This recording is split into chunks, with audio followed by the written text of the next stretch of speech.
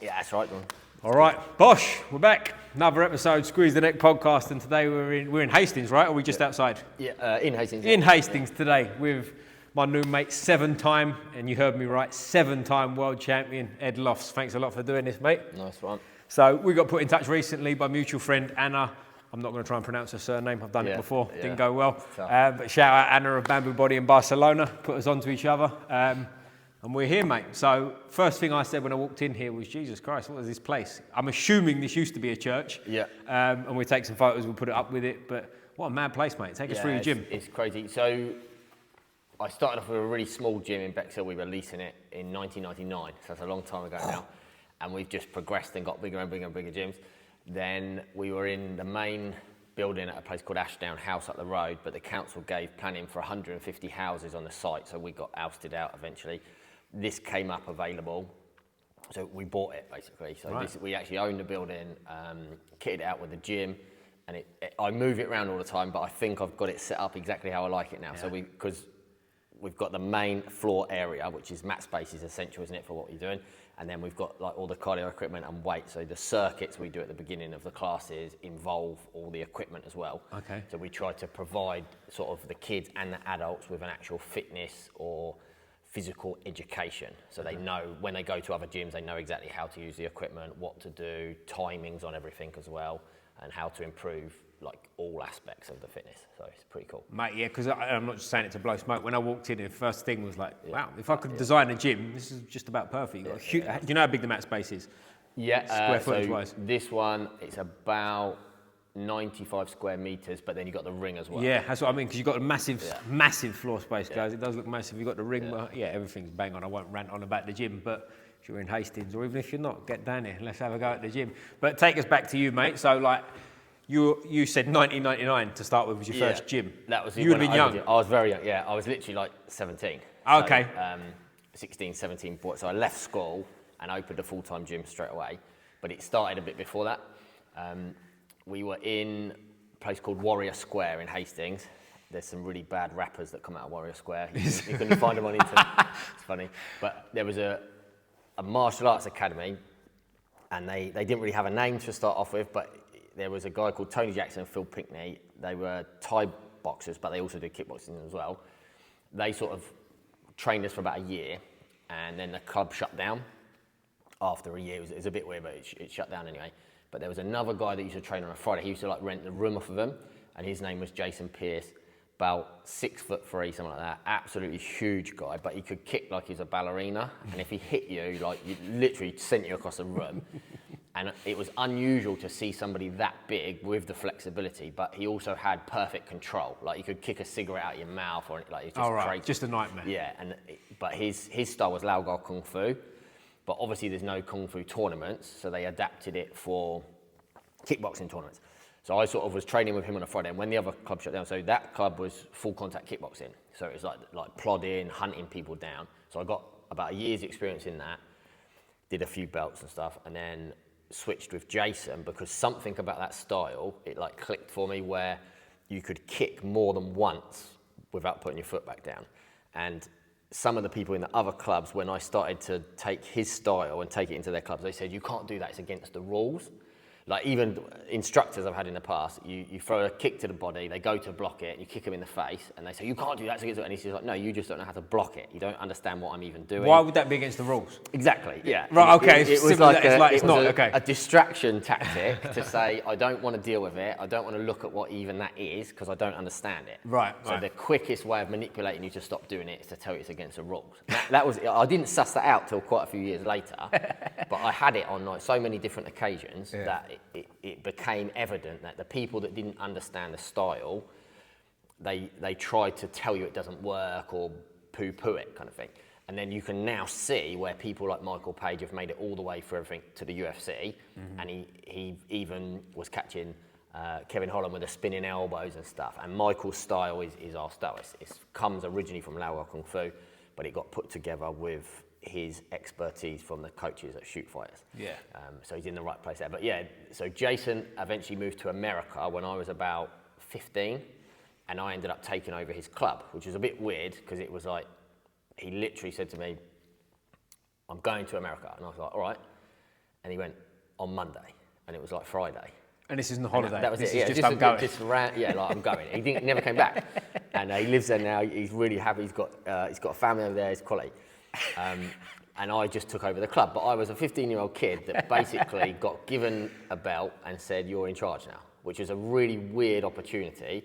And in some ways, it was the worst thing that ever happened to me because it put so much responsibility on me at a young age, but it made me have to step up. So and what's your mum and dad say? You're 15. You're like, oh, mum, I've got a fucking... They didn't really comment on it at all because, and this sounds really weird, but the amount, so all the trophies and the belts in the gym are all from my fighting career, basically. Really? There's a lot of them, guys. Yeah. We take a photo. I mean, Jesus Christ. It's mad, yeah. My mum's been to one fight and my dad's been to 2.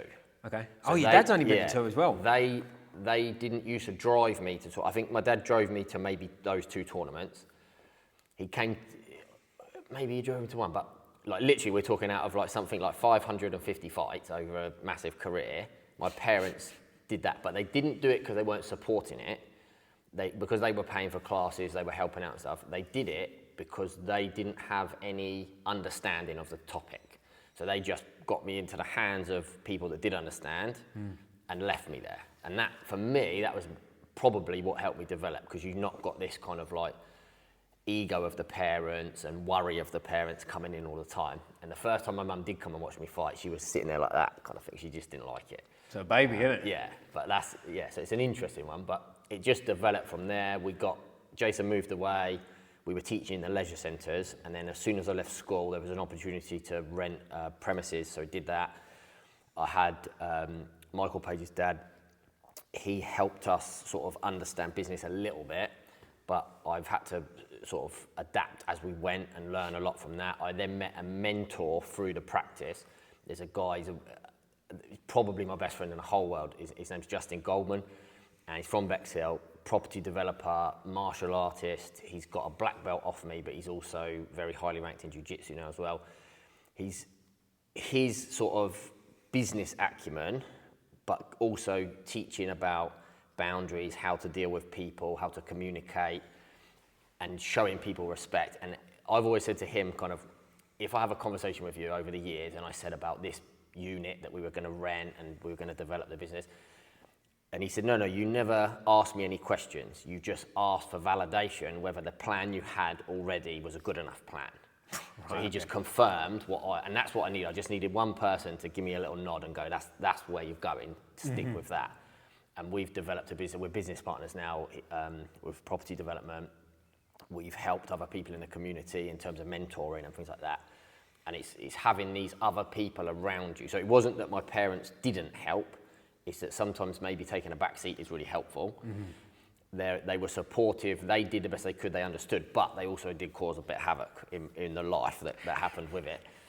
Because you always want the approval of your parents and they should be telling you what to do and when to do Especially it. Especially that age, when yeah, you don't know. Yeah, that age. And you would have thought that if a martial arts instructor who had a club with a lot of members decided to give a younger there was adults in that club that then had to bow to me, and I'm 15, but they did, which is really weird. They were like, right, every class bow to Ed, and then I bow back to them, we start the class. And what did you look like at 15? Did you look like you were 15? I looked like I was 12. I was going to say, you weren't a man-child with like a beard and all that. No, it was very straight, I wasn't even that tall at the time, I don't think, but people listened because they could see what I was able to do, if that makes sense. So that was the interesting bit.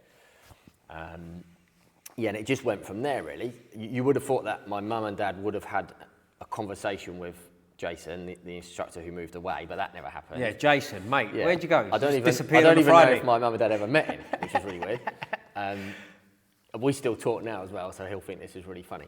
And then he gave me the phone number of his instructor, which is Michael Page's dad, Curtis Page. Absolutely. I'm sorry, when we keep mentioning Michael Page, for anyone who's not sure, we are talking about Michael Venom Page, Michael Page. UFC fighter, famous Bellator fighter, moved through to UFC. But Michael, over the years, he's just been another one of those people that I can bounce ideas off of all the time.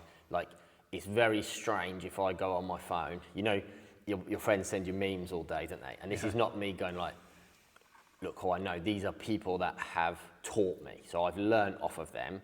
And Ido talks about it to create a critical mass. So you become that thing that you repeatedly do all the time.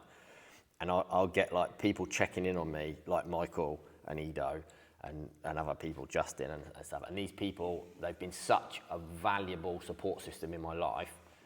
Anytime I've had issues, I know that I've got somebody to phone at 1, 2, 3, 4 o'clock in the morning. They will answer the phone. Really? So that's cool. Because I'm on airplane mode. No one can ring me. Yeah. My mum can't get hold of me at 4 in the morning. Yeah. But so is Michael Venom Page, is he similar age to you or is he a bit younger? He's a bit younger. I think he's 37, 38 now. So and you're how old? I'm 42. 42, yeah, which, you know, Benjamin Button, he don't look 42. Yeah, that was one of the things that nice stuck out when I came in. I'll take that. Because you said, when you said about something when you was a kid, I can't remember, it was some time frame related thing. I was like, how old are you? But yeah, 42. And Michael Venom Page, another one who you wouldn't think is that old. I know he's been around forever, but he's, you know, he's in the UFC. Yeah, that's what I mean. He's in the UFC at sort of in his mid to late 30s now. Yeah. And he's obviously had a tough fight, his last one, but wasn't for the want of his striking, was it? It was just the ground game, which we'll get into a bit later. Of it, exactly. But if we just go back a step, like, how did you get into martial arts originally? Because you said your mum and dad weren't into it. No, so we were just walking down the road. Me, my brother, and another guy called John Saxby. We were walking past the club that opened up, the original one, and they asked us if we wanted some flyers. And this is funny. I've told this story the other day, so it's quite fresh in my head. They were eating cream cakes. And we were like, all right, we'll do some flying. And they sort of made out almost that we would get some cream cakes. We were only little kids, 12 years old, 11 Couldn't years get old. away with that nowadays, could you? Giving kids cream kids cakes and flyers. And it's slave labour, isn't it? But so we gave out a load of flyers. We went back and gave them the rest of the ones we didn't give out. And they were like, oh, thanks. And we didn't even get a cake. No cakes. But eventually we did join up anyway. And that's how it all started, basically. It was just, I always was jumping around doing flying kicks and watching Jackie Chan on the telly and all sorts of stuff anyway. So kung fu and karate, but the reason for me being interested in it was not really for the fighting side. It was more to understand what, and it's a term that's thrown around too much nowadays, but like enlightenment is. Really, like even at that age? At that, something I've been talking to my mum about recently is there was an awareness I had as a kid that certain things were not healthy and certain things were. And this is like, we're talking like early 90s at this point, right? Yeah. So like really, the world's different, there's no internet. And like for the young kids, there was actually a time when we didn't have internet. Or mobile phones. Or mobiles, anything. So it was, everything was done through the encyclopedias, wasn't it? And Pages, you remember Pages? Sorry, sound like two old gits here, don't we? But like, anyway, sorry, mate, go on. But no, that's it. It was basically, where do you find that information? Yeah. And at the time, there wasn't even like proper yoga classes or anything. Not that I know anybody that's got to an enlightenment process just through yoga. It's just part of it. And that was it. It was look for something that might lead me to a better understanding of myself, really. Wow. Luckily, the martial arts somehow has done that. Well, that's quite mental, that, isn't it, to say that at that age? Because jumping around a little bit, but I did a bit of martial arts down on the south coast when I was really young as well. So my story, I moved to Eastbourne for 3 or 4 years when I was like 11 and finished school here. So I don't know if you may have heard of it, it was called Asterix at the time. It was a Muay Thai gym. Eddie, I can't remember his name, I was really young. Yeah. But I believe he was world champion when he was something. Was he Thai boxing champion? Yeah. I trained there for sort of a year, and I must have been a bit younger than 11 because I think I was too young to fight. Yeah. So I think you had to be 11 to fight. It's definitely that in boxing. Someone might correct me. In Thai boxing at the time, bear in mind we're talking sort of early 2000s. Yeah. I think I was too young to fight properly, so I had 2 or 3 sort of interclubs. I think they were. And you basically, it's just a sparring session really, isn't it? But it doesn't get scored or whatever. But yeah, I had a great time training. And his missus was a fighter too. I believe she was like the gym was really good. Yeah, is it gone? Is it? It's gone now. Yeah. Oh, it has. Oh, that's a shame. I remember where the building was. If I go over there, it was like under shops, wasn't it? It was like a funny little funky place. And when you was like 11, as I say, it was the coolest thing in the world because I got the Thai shorts and the gloves, and I just thought I was the man, right? I remember doing all this shit and like, man, I'm the guy. But good times anyway. But I was talking about enlightenment, so I don't know why we went there. But fast forward again, mate. So if we're looking at like, as I say, we got put on for a student of Ido Portal, and I trained extensively under Ido Portal. I trained really intensely under him for about 1.5 years, from sort of 2014 to 2015. And then I recently reconnected with him in Barcelona at a pop-up event he had. It was great to see him. So Ido, shout out, mate, and hopefully we'll get you on here soon. But what's your story with Ido Portal, mate? Started off on YouTube, and I was looking at different sort of CrossFit things, and I think there was Carl Paoli, I think his name is, doing gymnastics exercises. And I used to do gymnastics because I was training for the stunt register at one point. And gymnastics was one of the qualifications. So I was just flicking through, and then I saw Ido's video for self-dominance. I think it was the one that popped up. the ability that he had physically, it matched the words that he was using intellectually to describe what he was doing. And he kind of connected the mental and the physical together, but only because everybody else talks about them separately. Yeah. One definitely affects the other constantly, and there's this interaction and communication between physical, mental and emotional. So I noticed it by watching the video, and I was like, within about 5 seconds of starting, I didn't even finish the video, I Googled Ido Portal, found his website, saw where he was going to be, booked a ticket, and luckily he was going to be in London in about 2 weeks. When was this, time-wise? 10 years ago, something like that. Okay, so similar time. We might have even been around each other without realising it. Yeah, there's a chance we were at one of the movement camps, I think. Okay. Yeah, I think. All right. We'll have to check that out. We'll figure it out, yeah. But so, went to London, met Ido, met Brian from London Real podcast as well. Just did that, and it was so interesting to see the way that he understood the terminology, and that you need to invent a terminology to communicate your message. Because in skateboarding, all the moves have got names. In rollerblading, all the moves have got names. In BMXing, all the moves have got names. Snowboarding, any type of gymnastics moves, flips, anything. Different cultures name the different things. The thing is, they're all the same. It's a different identification of the way the body can move, isn't it? Like we know that jiu-jitsu has its own set of things. Yeah. Grapple, like jiu-jitsu and wrestling or grappling, even though they're from different places technically, they do the same things, they just call them a different word. And even different regions call them different things. I mean, I've been to different gyms where people call the same move something different. And they've told me, I'll do the so-and-so. And I'm like, mate, I know what the fuck you're talking about. And they show me, like, that's the whatever. Yeah. But anyway. And that's it. It gets lost in translation. And Ido's ability to transmit information to somebody from a position of what you could say ahead of them on a path, if that makes sense. So he's actually walked the path himself, and he's come back and he's helping other people. And sometimes they go past him and they just ignore him. Sometimes he has to ignore them. Sometimes they give each other a nod. But there's this kind of this crossover, isn't there? And what he was doing, I think, was trying to lead people to better understanding of themselves, better understanding of their bodies, better understanding of their emotions, which gives you the whole package. And I don't think that, like, people throw the terms around, it's a holistic martial arts and all this business, which it's a great name for a martial arts school, but unless you're actually delivering that, it's a different thing. Yeah.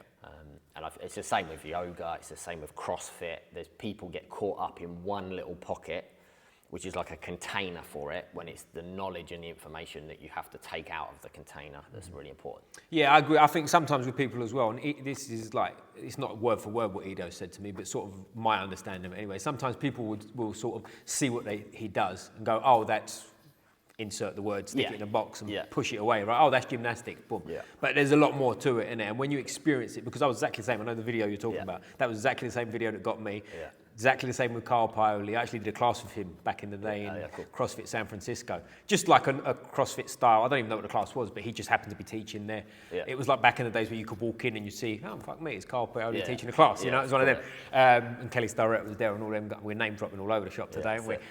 But yeah, I had a very, very similar experience. And then I went on this journey of sort of doing things with Ido. And it's one of them for me, and you tell me what your experience was. It's like, you get there expecting to sort of, right, today we're going to learn handstands and push-ups and whatever. And you do, but then there's also just a world of other shit that goes with it. Well, and it's just gold. And it's just like, it hooked me instantly. I did a Movement X back in the day. Do you remember them things? I think that was the first one that I did. Yeah, I did it in Northampton. So a big CrossFit gym over there. I think it was Unit 22 or something. Maybe someone can help me out.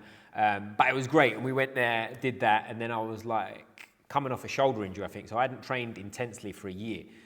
Booked this sort of however many months in advance, and I was a bit kind of in the zone of like, I'll see how it is sort of thing. But it was fine. I got on with it and just sort of pushed through, and it's like intense days, aren't they? They're like 8 hours of a lot of shit. And after that, I was like, man. And then I started signing up to internships and movement camps, and I just went all through the thing. And as I say, it was great to reconnect with him more recently, and I want to be sort of more involved, because I think my issue, what I had before, I was doing too much of too much. Yeah. Like I was doing sort of 6 hours a day, like what I've learned from Ido. I was also doing jiu-jitsu, I was also boxing, and I was just like, you know, you're going home, and I'm working as well, right? You're going home at the end of the night, like staring at the ceiling, can't even sleep, you're so tired. and it went from there. Did you have a similar experience initially? Yeah, so I jumped on for the online coaching. I did that. I got really amazing results of it. Like I was doing the one-arm chin-ups, doing handstands, all sorts. The bulking for me, because the gymnastics rings, I bulked massively, and I sort of stopped purely because of that.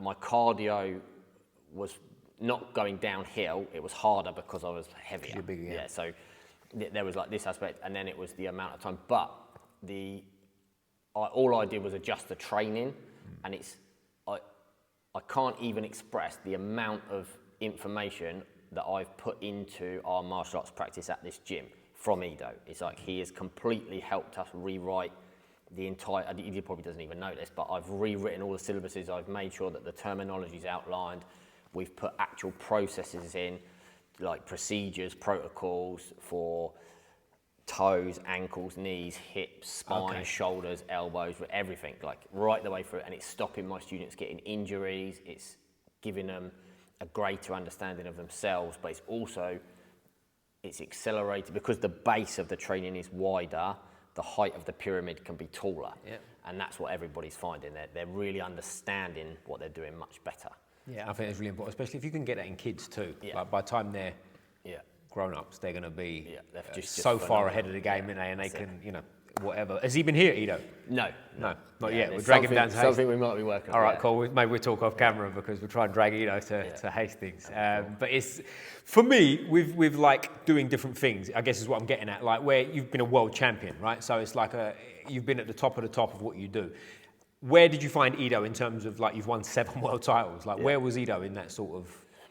So Ido gets it, and he gets what you're going to get out of doing that. So all accomplishments should be internal, but it doesn't mean you can't use external accomplishments to help you better understand the internal. So set yourself a goal, chase the goal, do the work to get you to the goal. Most people, I talked about Ido with this as well, most people can't do that, can they? Like, life is difficult, you've got the bills to pay, you've got the hours in the day, plus you've got the stresses of other people, relationships, the entire world, like the news is on all the day now, just telling us that the world's a havoc, but in actual fact, the people I bump into are quite nice people most of the time.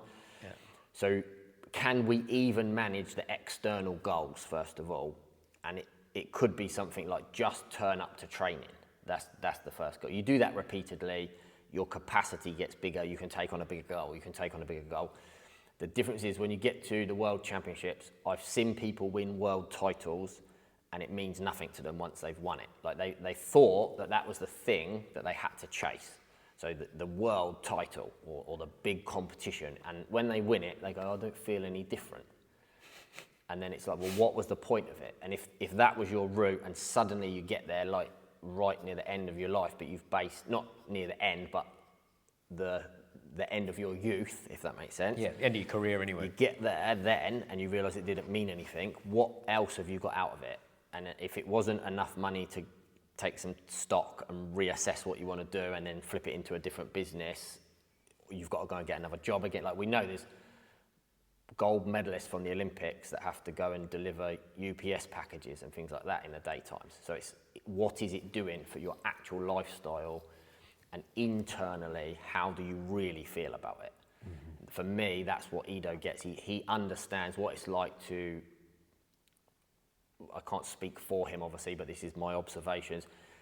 He understands what it's like to set an external goal and reach it, and he's an expert in that. He can program it for other people, he can replicate it, which I talked about this the other day, the cell division. When a cell divides, it replicates itself, doesn't it? Mm-hmm. And he can do that in terms of physical abilities.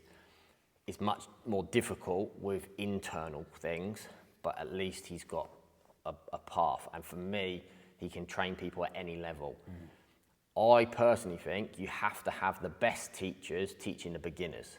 So what you don't really want to do is get high up, separate yourself from the grassroots people that are coming in at the bottom level, and have the top instructor just training the advanced people. Because the advanced people don't need to be told to twist their foot, put their hand in the right place, bend the knees. They could just have a program on the wall or a TV that plays a set of moves and they'll all do it themselves and they already know how to train hard. But it's teaching the beginners, and I think that's what Ido's maybe an expert in as well. Yeah, I've always said that about Ido. Whenever people ask me about how he is, I think they're expecting me to tell you about their training methods and whatnot. But I've always said forget what he's teaching, he's just one of the best teachers in terms of getting the point across that I've ever come across. Genuine guy too, hard worker, and he's, if you ever get the chance to work with Ido, definitely jump on that 100%. With both hands. But when in sort of time, how many world titles had you won before you'd met Ido? 5. Yeah, so brilliant. So it's right in the middle, really. I mean, obviously you'd won more before, but you've met Ido, took his system on, then gone on to win 2 more world titles. Yeah. Was it? What I guess what I'm trying to say is, was there a big change in what you did? So there's a video, you can find it on like Facebook. I think I put up a video where I entered a competition a little while back, probably 2018, I think. We'll put the link below, guys, if we can find it.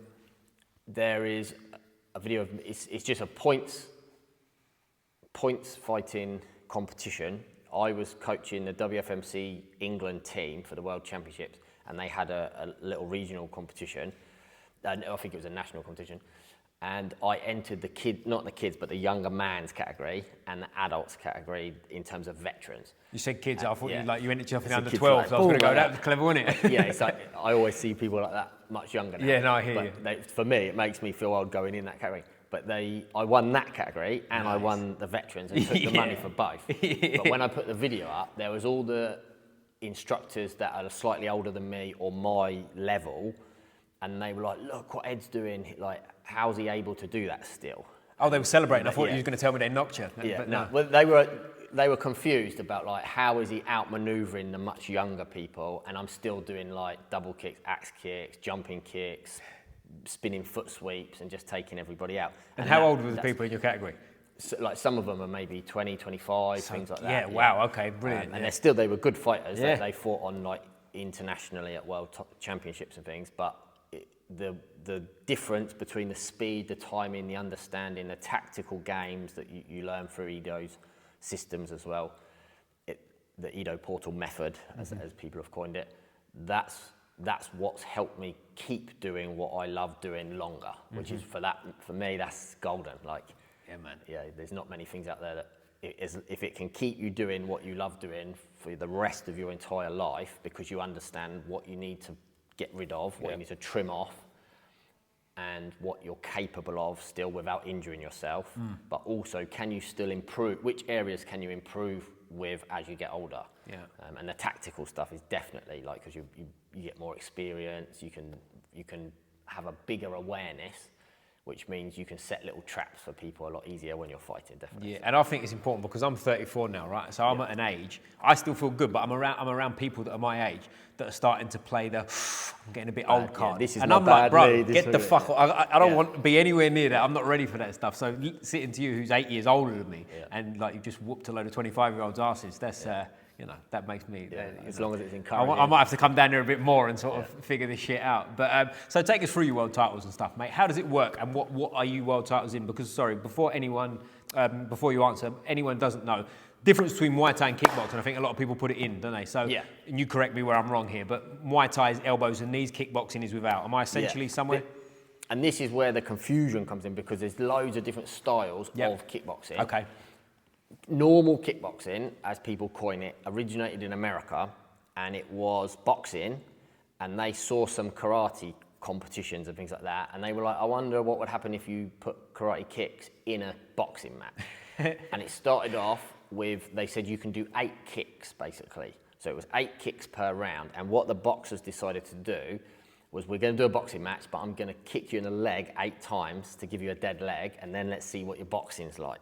And it's like to get it out of the way. I've done my 8 They would try and hit each other in the legs as much as possible. You know what a proper leg kick's like, especially if you're not conditioned for leg kicks. It's savage. And if you're not expecting it coming, God help you. It's like, and then they couldn't walk, and then they sort of adapted from there, and they said, well, okay, then the karate guys were like, all right, we're going to jump in. So then it started off with, you had people like Benny the Jet and stuff from back in the day. Absolutely phenomenal, and it was entertainment value, because people were getting kicked in the head with jumping kicks, you were getting the spinning back kicks, you're getting foot sweeps, and it built as this kind of industry. On the side of that, you then have a clicker in or kumite, clicker or kumite, they call it in karate, where it was the first one to hit the other person gets a clean point. And it was no gloves, but they didn't do face shots. So it then adapted for that, and they called it sports karate, which is what, there's different names for it: sports karate, points fighting, or semi-contact. Okay. People, they assume that because it's called semi-contact or points, that you're not hitting each other hard. I've seen people, so even Michael Page during a points fight in 2008, he's ducked under to hit a kick and hit a punch. Somebody's turned and sort of lifted their foot and it hit his jaw. It snapped his jaw. So literally his jaw broke there and his tooth come out, and we had to sit at the hospital in Italy for like a couple of hours. Give him his due. He didn't get any treatment there. They said to him, if you go back to England, it'll be better. So he sat with a broken jaw, with his mouth like this, like all the way back from Italy, and then he got it sorted when he got back, and they found out how bad it was. He had to have his jaw wired. So that shows you how tough he actually is. Fun trip, that one, wasn't it? Like, but that was in points fighting. Yeah. So it's kind of like, there's this separation. So we separate it out. We say points, semi-contact, or sports karate is one shot at a time, clean and precise. And if you're not trying to hurt the person, you hit them gently. But if you're in a competition, try and hit gently in a competition. You just got to go for it. So that's that. Then you have. Sorry, just to stop there. When you say one shot at a time, is that one shot, land, stop, reset? You would think, but we go hit. The referee stops it, and then you reset and go again. Okay. So you get hit with consecutive combinations. So it's one shot with an asterisk by it. It's like one, but the predominant shot will get the point. Right. So it would be 1 point for a body punch, 1 point for a body kick, 1 point for a head punch, but 2 points for a head kick. So if you throw them in combination, you can get 6 points or whatever it would be, 5 points. In some of them, they do it accumulatively. Okay. In some of them, they just score the highest shot, if that makes sense. It's confusing, right, at this point? It's got a whole set of rules. But so that's normally done on the mats, and you can look it up. Like some good ones are like Michael Page, Raymond Daniels, Elijah Everill is a very, very good fighter who's just gone through to karate combat as well. Okay. I think he's got something like Wacko 10 times world champion, but he's also done points, light contact kickboxing and full contact kickboxing. He's gone all through. And then it builds from there. But the kickboxing is continuous, so it's literally looks like a boxing match, but you've got all the same kicks as you would have in Taekwondo. That is slightly different because you can stop the other person with a proper shot, so they get a standing 10 count, a standing 8 count, 10 count, and then they're out basically. If they can't carry on, exactly like a boxing match, but just with kicks. Yep. Then you've got K1, which is very similar to kickboxing. You used to be able to clinch and hit with one shot or clinch and hit with one knee, no elbows. And then you've got a jump to Thai boxing, which is obviously the art of 8 limbs. So you've got the feet, the knees, the elbows, and the hands as well. And they used to use the head as well, didn't they, in some of that? But they got left way as well, didn't they? Which is the art of 9 limbs, where it was even like that bare knuckle, and they use heads. And I'm not too sure on the rules 100%, but from what I understand, you can get knocked out as long as you're ready to go in 2 minutes. You're all right. You can go again. You can go again. If you want to carry on after 2 minutes, you can go, which can't be good for you. That's for another day. So there's the rules differences. And what was your rules? Where did you win your titles? I did all of them. All of them. Okay. So my world titles were in points fighting, light contact kickboxing, full contact kickboxing, and Kashiki as well. So Kashiki's a bit weird. We went to one of the world championships, and it was a case of, they said there's this new thing where you can hit each other like points fighting, but you can also do takedowns and you can ground and pound. Okay. And I was like, I'm having a bit of that. So we got in, and I ended up winning the whole thing, and they gave us an honorary black belt in Kashiki as well, which is quite interesting. So one day of Kashiki and you're a black belt. Sounds easy. And this is the thing, it's our fighting systems are not to do with any specific sport. It's not sport specific, it's combat specific. And our instructor, Curtis, he used to tell us, when you go to a competition, you're going to fight, or if you're fighting later in the day, you're going to sit and you're going to watch, and you're going to see what is a high percentage scoring technique. So which things are working that day. Then look at the attributes of the person. Are they bigger than you, taller than you? Are they the same size as you? Are they smaller than you? Do they weigh more than you weigh? And see what's working for them. And then can you steal it? Can you put it on our syllabus and make it work? And if that's the thing, it's what we talked about with Ido earlier, it's this replicatable thing. And that's like, if you're a parent or whatever, and you're healthy and you're happy, you want to replicate that for your children. But if you don't know how how can you? And that's the point, is like understanding the method or the protocols is how to do that and how to pass it on. And that's what we did. Now we've included like low kick. There's also kickboxing now. There's a thing called low kick where you can do the same kickboxing rules as normal kickboxing, but you can also kick to the legs. Okay. So there's like slight differences. When WACO have now got, so WACO is the World Association of Kickboxing Organisations. I've won their World Cup as well in 2008 actually. Then they've got it into the Olympics. So it's very rough, but the youth WACO World Championships is on at the moment, I think, or just finished. And they had the Olympic committee there to see how it all runs, and I think it should be in the Olympics within the next couple. Is that right? So that's pretty cool. Are you still sort of age-wise at the point where you're thinking, It depends what categories they've got, because if they've got like normally they have like a veterans category, which is 35 or 45 plus, but because of if I fancied doing it, I would jump in, but I've also coached teams as well. Yeah, so I'm connected with WACO because my 5th Dan black belt comes from them anyway. So they're cool, WACO's good, but it's the whole thing, it needs to be a bit better organised before it gets into the Olympics. And also the other thing, we don't want it to end up like the Taekwondo, where it gets into the Olympics and it's completely watered down and it's useless in a real fight, pretty much. Well, touching on that from the Olympics just gone in Paris, there was a knockout, I think, in a Taekwondo match, right? And the guy who got knocked out won because it was too much force on the other guy. Yeah. The other guy used too much force, I meant to say. So you got, I don't know whether it was a gold medal, but he got the win for getting knocked out. Yeah. I mean, that's it. Everything in combat sports, you don't want it to be sport specific where it doesn't transfer to protection and the mental, emotional and physical growth of the human being. Whereas if you become sport specific, I could train somebody to win a points fighting or a light contact or a full contact kickboxing just by teaching them 3 moves, pretty much. Points fighting, it would be back fist, reverse punch and a front leg round kick. And in kickboxing, it would be jab, cross, back leg round kick, and so on. So it's a kind of, if you specialise just in those things, you can get to a very high level. Yeah.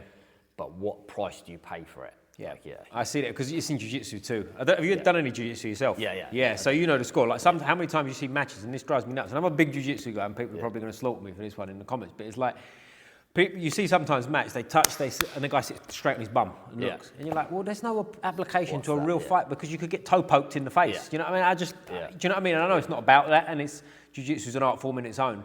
But I don't like that. It drives me nuts when, like you're saying, it's over-specialised to the point where you're literally touching hands, sitting on your bum in front of someone, which is a terrible position to be in.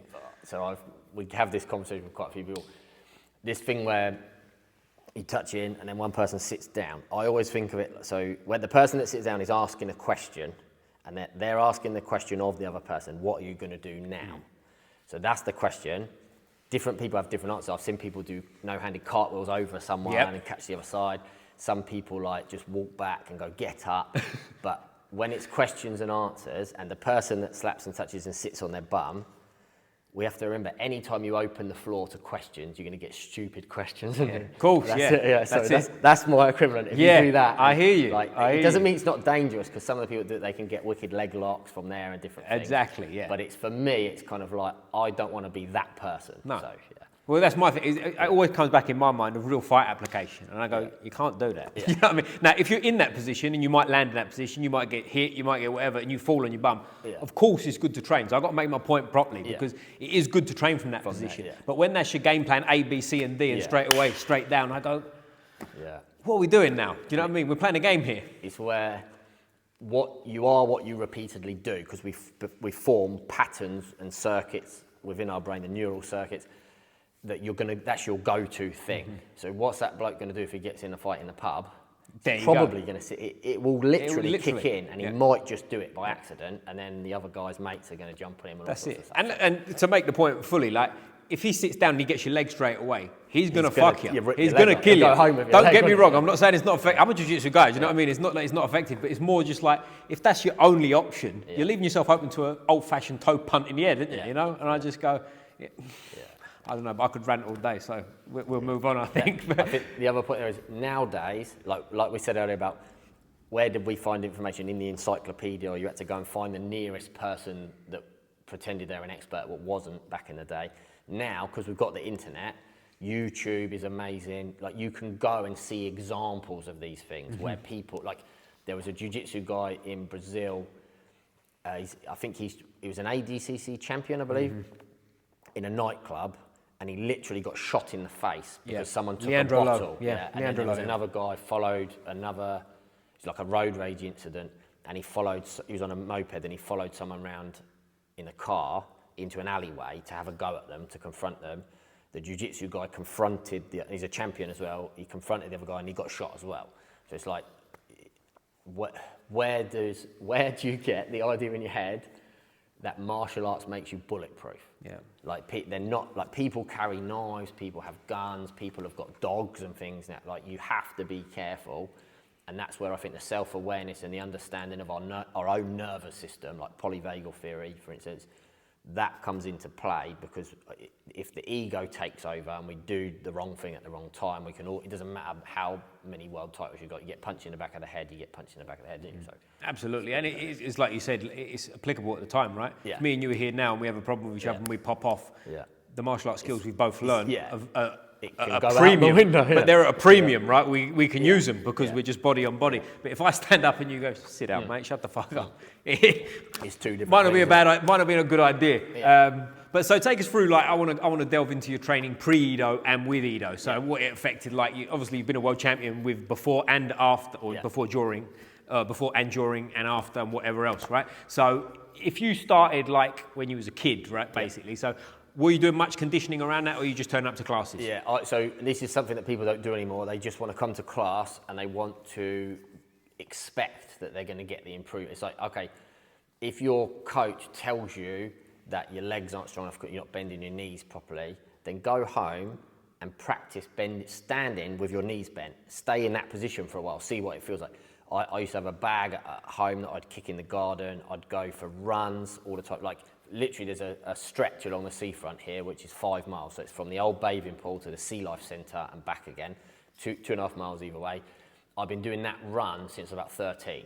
And I don't know how many times I've done it, but every time I do it, it just feels like home to me, back and forth on the seafront. I've got my recorded times. I know what my fastest time was. I know what my slow times look like. I can even tell, like, one day I've run it, and I was like, my time's a bit weird today. And then I did a COVID test, and that's how I knew I had COVID. I wasn't even ill, but my running was a bit slow, tested positive for COVID or whatever. Whether it was COVID or just the flu, who knows? But or just tired. Yeah, that's it. It's the whole thing. You've got to put the effort in outside. Yeah. One of my favourite things is stair running or hill running. So I felt like I used to find circuits where there was a set of stairs, you run up the stairs and then you do a loop round the houses, back down to the bottom of the set of stairs and back up, and do that. Then you do a stretch, and then once you've done the proper conditioning and the stretch, then you're going to practice your kicks when your legs have fallen off, kind of thing. Old school to the max. That's how it always used to look. So. Yeah. But old school to me, and obviously there's little tweaks to look after your body, but a lot of the old school training to me still holds true, doesn't it? Yeah, it should stay there. Because the human body is human body at the end of the day, right? We're designed to run, jump, kick, punch, all that nice shit. Hang, we'll get into maybe obviously a big area in it. Stand on our hands if you want to do it, all that kind of stuff. But a human body is a human body essentially, right? Like me and you, we've got different lengths of limbs, we've got different builds of body, etc., etc. But we've still got 2 legs, we've still got 2 arms, and essentially a human body should be trained along the same routes to a point, I think, until you get too specialised, right? You know, again, if you was a grappler and a striker, you're going to start training different. But the running side of things, the stairs, the leg strength, all that stuff, it holds true for everything, really, doesn't it? Do you know what I mean? And then when you've gone from that, it's obviously worked because you've got to the top, well, I was going to say high level, the top level. And then the more experience you've had with sort of physical training, whether it's under Ido or otherwise, what does a training session for you look like now when you're training, if you don't mind saying it, obviously? Absolutely. So we've got some different procedures. I get this is something I always get mixed up. So I always called it the Norwegian 4x4, but I think it's the Swedish 4x4. So 4 minutes of cardio. You do like a 10-minute warm-up, 4 minutes of cardio, then you do a little break, another 4. So it's 4 rounds of 4 minutes, basically. Right. I play around with the rest time. I cut it down, I extend it sometimes. I also do, a big thing of mine is 1 kilometre run as fast as you can, 5 kilometre run as fast as you can. We've got a friend up the road called, it's HY or high runners basically, but they've got an altitude room. So we used to have it in the gym actually, but basically you go in there and it's set as if you're 10,000 feet up a mountain. The oxygen level is hypoxic air basically. So I think that's right. So it creates EPO, with the liver creates more EPO, is a hormone, and it boosts your red blood cells. So that's very, very helpful for your cardio as well. It's savage. You go in there and I literally put the treadmill uphill and just run uphill very slowly for an hour, and it's like running up a mountain. Well, I have to talk to you about this after maybe, because tomorrow I'm going to Denver, and that's a mile above sea level. Oh yeah. So I've got plenty of opportunity to do some of this mad shit, so maybe I'll pick your brains. Yeah. But sorry mate, But no, that's great. So anything like that, it's basically getting out there, doing it. One of the things that did make my legs very strong was I pretty much through my teenage years, I used to do aggressive rollerblading basically. So on ramp, like literally like half pipes and stuff, and I would just keep doing it for out, like flipping, spinning. So the spinning and the flips obviously help with the kickboxing, because you're spinning kicks. The faster you can spin, the more power you can generate in your spinning kicks of these. So my legs, and it was having the legs bent all the time. But the one thing that really did was it strengthened my ankles. So a lot of people get a really bad ankle injury, and their ankles are like done after that, aren't they? Yeah, So the rollerblade, I'm not suggesting that anybody go buy rollerblades now and go for it, but that did definitely make a big difference. So anything skateboarding, where a lot of the sports nowadays for people, their feet are just level flat, aren't they? Yeah. Whereas this, like the orientation of the ankle needs to be strengthened in a lot of different ways, and there's muscles on people's feet that they should have developed that they haven't, and you can see it on people's ankles when they're moving. It's like you've got no real power there. One sort of like little trip and their ankle goes blue and ligament damage and stuff. So yeah, it's that type of thing. I do weights still, deadlift, sprinting, and I've got an app that I use myself for my programming. It's our app for the gym basically. Nice. What's the name of the app, mate? So it's VF Gym app, but it's the platform. It's on his True Coach, which is quite a good one. We'll leave the link below if we can get it, mate. We'll stick it in there app. for people to go. So if you go from sort of the thing I want to talk about with training and weight, because you mentioned with Ido, like you was doing a lot of training and you bulked, right? Yeah. So like, what weight do you fight at, mate? So I can fight anything between. So if I fight full contact, I do 69.5 kilograms. So it's just under 70. And how tall are you? Because you're taller than I am. 6'1". I was going to say, yeah. So he's about half inch taller than me. Yeah. To get down, I've got some big training. Yeah, no, he's a lot taller than me. So what's like a walk around weight for you? So right now, I reckon I'm about 79 kilograms. Okay, so it's a fair drop. Yeah. And how is that? Firstly, how is it in terms of difficulty, and like, what's the process? Yeah. So for me, I cut my calories right down. Going to calorie deficit is something that's really important as well. Understanding how to do that process. So I do about a 5 kilogram weight cut through calorie deficit and the training.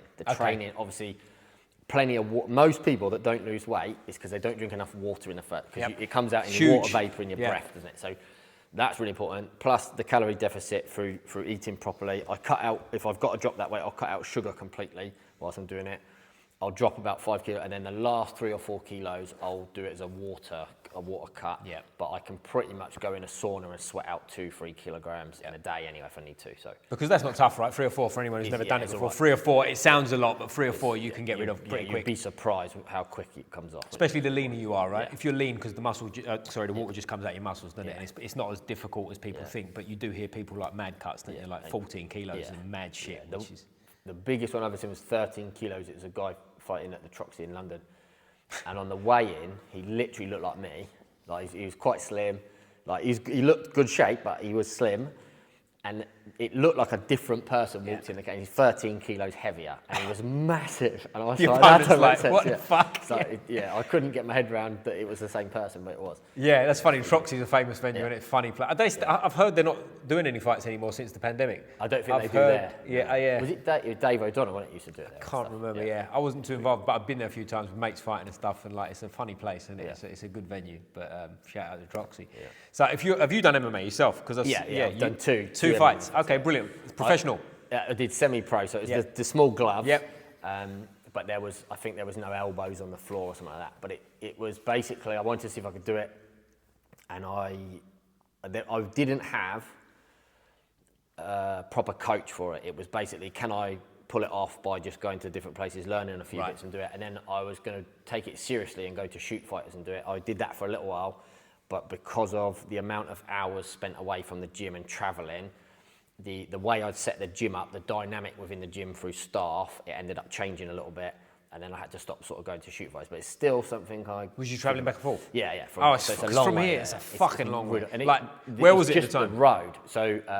is it Park Royal still? Park Royal, yeah. So the big one or the little one where they moved? It was the little one. Yeah. So I went to the big one first. Yeah. And then I ended up rolling with people like Claudio Silva and Michael, Alexis and Maris and Paul and stuff with the rest of it. They were just so on it. That place was wicked. And then they moved across the other side of the road. Right. So I went there as well. Across the dual carriageway. I've still been to the newest one as well. Up in Alperton, that is, isn't it? But from here, like I came down here today from London and it took me just over 2 hours. Yeah. And from me, that is another sort of 45 north. So that's a fucking trip to And if you hit a bit of wrong track, like Little Shoot meant if I do one training session there, it would take the whole day. Yeah. So sometimes I was going up there very early and I was doing back-to-back training sessions. They're the best. It's the best gym on the planet, I think, for what they do, their ethos, the way that they train.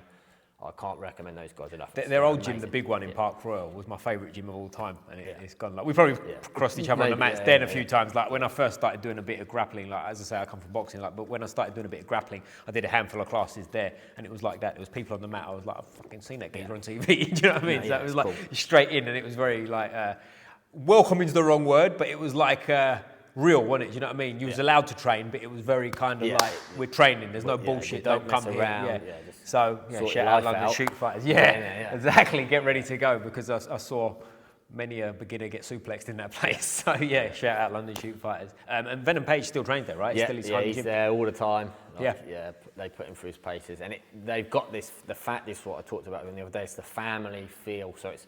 You know they're going to look after you. They've got your back. They'll put you through the paces. If they think it's too much, they'll pull you out, and they'll just get you ready to go again. Yeah, they're just lovely people. Yeah, good people. Yeah, that's the energy I got from it. Good people, but at the same time, no bullshit. We're here to do what we're here to do, which is what you want, right? Yeah, if you're in the right place, it's what you need. That's it, 100%. And so, sorry, back to your MMA, mate. You said you're still sort of. So because I won both my fights in like 30 seconds or something. I'm assuming knockouts with kicks. I know, guillotine. Oh, so both one that side and one that side. Both of them? Yeah. So two guillotine finishes by a kickboxing world champion. It's basically, that's my point with it. We are taught to fight. And if you're not equipped with the tools, then you're not going to win the fight. So I made sure I was equipped with enough tools. Yeah. And if I see an opportunity in a fight, I'm going to take that opportunity. Yeah. And it's where you, like I've got over there printed out somewhere, I've got the UFC Institute study, which shows you all the different weight categories, all the VO2 maxes and the strength for those categories. And then it also shows you the amount of stoppages and knockouts and which chokes work the best, like the high percentage stuff. So then I was like, all right, I'm going to learn that, and that. Is guillotine number one, I take it, for submissions? It was back in the day, it isn't now because everyone knows how to defend them now, doesn't they? So what's taken over? Do you know? Is it probably rear naked choke? The arm bar's quite big, rear naked choke. Arm bar, I'm quite surprised because in MMA it's a bit slippery, it's a bit of a tricky one. But Again, I haven't looked at the one recently, I think there's another one come out, but that one, it was mostly rear naked choke. Arm bar was up there and triangle as well. That's cool. So, Ronda Rousey probably got half the arm bar. Yeah, she's bumped the numbers, hasn't she? Have you been out there to the PA? No. All right, I was going to ask you that because a friend of mine, Joe Joyce, I haven't spoke to him since he's been there, but I know he's trained at the PI, so I'd like to get hold of Joe and get Joe on here and see if we can make that happen. Sorry, I keep cutting you off, mate, with tangents. But what's your ambitions with MMA? You still thinking, let's have a go? I just like it. For me, it's the closest thing you're going to get to a real fight. The problem I have with it is martial arts has become such a shitty industry in terms of the people at the top. The only reason that they're mostly still doing it is because they need the funding from their students. Right. So you get someone come in and they need them as their student for a significant amount of time. Like a couple of examples. So sometimes it takes people 10 years to get a black belt, and that's because of logistics, it's because of the time of the educational program, how long it takes people to learn. You've got to get physiological changes within their body through the training program, because some people come in and they're not flexible enough, they can't perform the articulations they need to. So the training should address that first. Once that's addressed and the person can move in the way that that martial art needs, like Eddie Bravo talks about the butterfly stretches, making sure people get their knees down the floor so they can get the rubber guard. Get them there first and then teach them the moves. But most clubs don't understand which moves they need to teach, and there's no structure. So you come in one week and you do something, and you might not revisit that for quite a while. The other bit is what I call it the in-between, like the gaps between, as an example, being in front of somebody when they're flat on their back and you're controlling the feet, then you're passing the guard, and then you're going to get them in side control. But when you teach a class, like every time we do that, if we started it standing up and we simulate a take, you don't have to do it with any resistance or anything, but simulate a takedown, then go from there to pass the guard, get position, get side control, and then finish. You've got an opportunity of a sequence, and because we learn sequentially, and everything happens in space and time sequentially, when we come to then do it live, it would already be drilled. But when I've been taught from a lot of people, you start inside control, and I'm like, well, how the hell did I get? I've never been at home before, and a burglar's broken in, and I've woke up in a triangle. It's like, how did I get there? Yeah. And this is, for me, it's been a massive problem with the way that jiu-jitsu and wrestling is taught, but also like normal martial arts. Like I've had people coming in, they're telling me they've come from another club and they're a certain belt, and I'm like, I know you're not. Because I can see, by the way, like just because I've been such a long time, you can see how they're standing, how they hold themselves, and then they go to do some shadow. I always say, do some shadow boxing first, so I can see what they're doing, and then they can't even move their feet properly. Their legs aren't. They're not ready. They're all. It's, you know, like when people stand and they're waiting, they put all their weight on one leg with a straight leg like that. That's how people are standing, expecting to fight like that, and it's because the other martial arts. I'm actually going to say it's the other martial arts coaches, because I've spent a huge amount of time re-educating myself because martial arts wasn't good enough, basically. So the people that haven't gone and done that, they don't understand the anatomy of the physiology of the human body, and all they're really doing is running a business where they get you in, they charge you 35 quid for a belt every 6 to 8 weeks, and then they give you the belt even if you're not ready, and then they tell you need to sign up to the leadership program, and they bump you up, and then once you've got your black belt, they tell you, oh, you've really got good potential as an instructor. And it's just so they don't have to do any teaching. And this is what it's become. And it's now seeping through into the jiu-jitsu clubs where they're like, how many jiu-jitsu clubs do you know? And I'm smashing these people at the moment. That's all right, go for it. But how many clubs you know where to get a belt, you have to do a test that you pay for, or you have to go to a seminar where a guest comes and you have to pay for that seminar in order to get given your belt. In jiu-jitsu? I've never seen it, to be honest with you. Yeah, I'm never seen it, no, I'm so not. No, it happens for sure. Yeah. But I mean, it's I take your point. It's but those clubs that you need to watch out. Of course, because going on the back of that, it's like I've been to open mats before when I'm at whatever belt I was along the way, and I bump into someone else who's not that belt, or sorry, who's the same belt, but you feel them and you go, you ain't in that belt. Yeah. And then you roll another round with someone else who's that belt and you go, well, that's better. Now we had a tear up. Like the round before, it was like, I wouldn't even give you 2 belts down, let alone, do you know what I'm saying? And it's like, it does get a bit tricky, but I don't know. It's tough. It is tough because there's a lot to that. I think what I've noticed is sometimes when you travel to different gyms, you notice that the people are teaching sort of a collection of moves. Yeah. So like they teach you a great armbar, but like you said, now it's like, right, let's spar. Come, get me the armbar. Well, how? Yeah. Do you know what I'm saying? Yeah, and it's the gaps in between. Exactly. This is kind of like the point to it is everything happens in sequences. It's sequential. We need to go, what are the sequences you're teaching? And which ones happen the most often? And the good thing nowadays is there's so much information out there. Any martial arts instructor, if they can be bothered to put the effort in, can come up with a reasonable system. But most of them don't. They kind of, it's more convenient for them to go, well, if you keep going for 10 years, you will eventually sequence it yourself. Yeah. But that's not what teaching is. Yeah. So then what are you paying for? Because you're just paying for the club, you're just paying to be in the environment and things, and it should be taught. And what I don't understand, so if we said, right, is nuclear physics more complicated than kickboxing or jiu-jitsu? Probably is. Why do you get a nuclear physics degree in about 4 years? Well, I mean, no one's trying to rip red off in a nuclear room, right? Yeah. So when you're doing it, you've got clear focus would be an argument, but yeah, it's true. No, it's true. And that's it. It's the information, it's the information for the nuclear physics degree is laid out. You need to learn this first, then you need, like, you wouldn't say to someone, I'll go and play with that rocket. And figure it out. Blew up a few cities, but no big deal. Well, the reason I'm laughing is because there's the amount of people that will be sitting on a mat somewhere, stoned out their brain, thinking the Earth's flat. They're going to go, no, fuck that, man. This is more complex than nuclear physics. But it's a good point. It's a mad point. And I think a lot of people don't think about it that way. What I think happens a lot of the time with instructors is like, if you compare it to you, you've been training and teaching and whatever for 30 years, literally 30 years. And I come in here today and you're still fucking beaming and full of passion and you still want to improve yourself and you still got ambitions of fighting yourself, you know what I mean? Which for most people when they get to their 40s are like, fucking hell, no thanks. But what I notice is a lot of instructors along the way, they kind of get beat down by it. And they used to feel like, I want to do this, the sequence. And then you meet them X amount of years later and they're just like, yeah, class is at 6:30, meet fucking James, he'll take you through the session. Do you know what I mean? It's like, I'm out. It's just a job at that point, where they're probably better off just going to work on a building site. Do you know what I mean? For me, that shows they missed the point of the martial arts, because what's it meant to do? You have to defend yourself. So martial arts should be for the character development and give you the ability to protect yourself and understand fear. Like, you get over these points.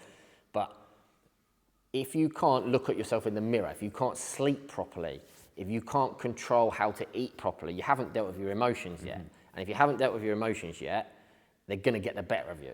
Like, eventually, they're going to build up and accumulate, and you end up with anxiety, you end up with all sorts of issues. And that's why we talk, there's a guy that I work with a lot called Tim Fletcher, who's an expert in complex trauma, CPTSD, and it's this accumulation of garbage within the nervous system that happens through life. It's just everyone's got a nervous system that's a human being. Everyone has crap days. But those people have allowed those crap days to beat them. And what's martial arts about? It's about not being beaten. Learn how to adapt, learn how to move, isn't it? That's the point. But that goes back to sort of the original sort of like embodying the whole way of life, right? When a lot of people, they just don't, do they? They get to the point and they're just like, it's Tuesday, 6:30, I'm supposed to be on the mat. I guess I'll go. Do you know what I mean? And like, especially in jiu-jitsu, it takes a long time to get belts. You know what I mean? And it's not such a system of like, pay this money, turn up on this date, show your moves. Like, you just get surprised sometimes. Do you know what I mean? Here you go, now you're a new belt. I think that's the best way. I think that's the best way. You're rewarded for your effort because of the level you've attained. So what happened was, you were that belt before they gave it to you. And you got given it because you reached the criteria. And I know people that have been blue belts for like 15 years. There was a guy recently who got his purple belt. He was a blue belt when I started jiu-jitsu. Do you know what I mean? And he's like, obviously he hasn't been consistent. He's got family, blah, blah, blah. He's on and off the mat, but he's been there the whole time. And they didn't, like, in another sport, they would have just gone, no, you've been here long enough. Take your fucking belt. Do you know what I mean? And he'd have been a black belt a long time ago and not really. Do you know what I mean? The character thing there is amazing. So the character of the instructor, to say this guy has been training for 15 years, but he's still a blue belt. The instructor's got to know what he's doing with that, because it's like, you would feel bad for him, so you can't get guilt tripped into just giving him the belt. You're holding boundaries and you're saying there is a standard. That's really important as an instructor. That shows some good stuff. 100%. But for the other bloke, the character, to carry on persevering. So, and that's the thing. If you learn this side of it, the accomplishments when you reach the level mean something. If you don't learn that and you reach the level, meaningless. 100%. Because when you talk about the system approach, I met a wrestling coach, Lubo Kumbarov, shout out Lubo. He was a 4-time national champion in Bulgaria, freestyle. And again, a little bit like in the category of Ido Portal, forget what he's teaching, he's just a fantastic teacher and gets his point across. But it's very system-based in terms of like, keeps things simple and like just puts pressure on people, does things, doesn't really teach a lot of maneuvers till you're in the right spot to learn a maneuver. And it's just like, for me, I met him when I was a blue belt and it was like a light bulb. And like, I changed everything. And I was a blue belt for a long time, actually, over 5 years, because I think I got looked at as like the wrestler, so I wasn't doing jiu-jitsu. And it took a long time for me to get to purple, do you know what I mean? And it was like, but finding him, and I was blessed with loads of instructors, Nicky Robinson, all the guys that taught me along the way. It was just, they all teach in a sort of similar fashion of like, they don't just teach you a move. Because as we said, like, it teach me a great armbar and I can't get it on you, it don't make no difference. It's a lot of sort of controlling the body and shutting things down, giving people 2 questions and answering it for them and all that kind of shit. And it was just fantastic. And it sounds like, even though it's striking, you do pretty much exactly that. 100%. And what's your sort of experience with jiu-jitsu? So I've got a blue belt in the gi, and I've done a bit of grappling and wrestling stuff. So my thing with it was the way that it's taught again. So Ido brought a guy over called Aaron Burt from Team Burt in Israel, and he basically gave us the Danaher straight system, straight jacket system for taking the back and controlling and stuff. And then once I got shown that, I was like, I can piece some pieces together myself. I'm not learning jiu-jitsu myself or making it up. I've gone to different instructors and I've pieced together a bit of an MMA syllabus for it as well. I just love jiu-jitsu. I think anything like that, people sort of say, it's jiu-jitsu's changed my life. The thing that's changed your life is having a practice. That's the... Doesn't matter so much what it is. Yeah. People that say that is when they have no practice and then they suddenly got a practice, they can engage in it. But then it's like, just because you play chess doesn't mean you know how to play chess. So there's an educational bit that needs to happen. Yeah. And I found a lot of martial artists don't understand how to learn at all. So there's like, go and learn how to learn. Go and learn how to be a good student. And that's where someone like Ido Portal provides that education. Yeah. How do you approach it in the first place? And it's important to learn, to be, like you say, good to learn. Because I was up in Manchester, a few different gyms, but one of the particular conversations I had, a fella called Anthony Junior Morgan, shout out mate, at Advanced Basics up in Manchester. We was talking about loads of things. We went on some mad rants. It was funny, but one of the things he spoke about with jiu-jitsu was like keeping things simple. Like keep it as like, play the games like, for example, and if I'm butchering it, make comment, correct me, and we'll correct it on a future podcast. But it was like, if you're working on passing the guard, don't think about grab the legs, move here, which have all got a place, don't get me wrong. But it's like, he thought, like the game he's playing is person on the back's trying to stop him getting past the legs, person standing's trying to get past the legs and get chest pressure. Yeah. That's it. Yeah. And he lets them figure it out. So if you look around the room, you've got different body types, different levels. They're all doing the same thing, but slightly differently. And they pick up on it from each other and it grows like that. And then he'll change it to the back and then he'll change it to standing. And it was like, even though just listening to it, I've done jiu-jitsu for almost 10 years now, and like hearing it like that is like a new fresh coat of paint on it. Yeah. Well, just keep it simple. Just think about getting past the legs. Once you've got past the legs, then you can think about X, Y, Z, right? And go from there. Because, I don't know, you know John Danaher is obviously, right? You mentioned him. Yeah, I've done a seminar with him years ago up in Birmingham, and he started the seminar by there was massive room of people, about 80 people in the room, and he started the seminar by saying, your friend calls you, he's about to have a fight with the biggest bully in town, he doesn't know how to fight, what would you advise him? Using jiu-jitsu. And people was like obviously putting their hand, going, tell him to pass guard or take him down, Paul De La Riva, and he's like, doesn't know that, doesn't do jiu-jitsu, doesn't know that, blah, blah, blah, going on. And he came to it and he was like, and again, if I'm doing this wrong, please correct me, but it was like, rule number one, take him down. Take his kinetic power away, stick him on his back, get rid of the power of his legs. That's right, one. Number two, pass the dangerous legs. Number three, control the position. Number four, submit. Simple as that. And it's the same sort of line of thinking of just like what's the aim? Exactly. There's a direction, there's a roadmap, because a lot of times, and we've all been guilty of it in jiu-jitsu, you touch gloves and you just, what's happening? Where am I? Oh, he's on my back now I'll figure it out. But you can go through a step of firstly addressing a much more simple problem, right? So like getting past the legs, example. And I'm sure in striking, I don't know if it's more complicated, but it's more dangerous, right? Because in terms of I can't just like try and get past your legs because you might kick me in the face with that leg. Like if I don't pass your legs and you catch me in your guard in jiu-jitsu, it's not ideal, but it's not the end of the world. Whereas if I take a full blast head kick that you've just spun on, it's a different thing. So is there more steps to it or less, or how does that work? I think it's equal. I think because we can separate things out, but every time we separate something, we get these like opposing, what's better, this is better than that, or that's better than this. Whereas really, it's dangers. So if you're in an arm bar, before the arm breaks, people go, well, that doesn't hurt. It's like, then it snaps. And I've seen people snap their arm and it still didn't hurt. Like there's something in there, depending on the nerve position and all sorts of stuff. But when it gets to that point and then it goes snap, it's snapped. You knew it was gonna snap, or you knew it was in danger when it was straight. But it was in danger when it was here, and the other person's pulling on it. So I think with jiu-jitsu, you have this sort of certain amount of time. Like we said, no one appears in that position, and you're just stuck. And there's more decisions too, right? Because you've got the option to like, I can let this break if I want. Ain't the smartest thing, but like as I say, liken it to a head kick, you don't really have the choice, right? That's it. And that's the difference with stand-up fighting. You can be in the perfect position to be in danger of a head kick, and you can be in the perfect position to be in danger of getting punched on the nose or like a right cross, which will take your head out, you'd be knocked out. The knockout happens in a split second, whereas in jiu-jitsu, people tend to see the danger coming, whereas in stand-up, because you have to be very educated to see it coming. Like any human being knows that if another person's got their arm around their neck, they're in danger.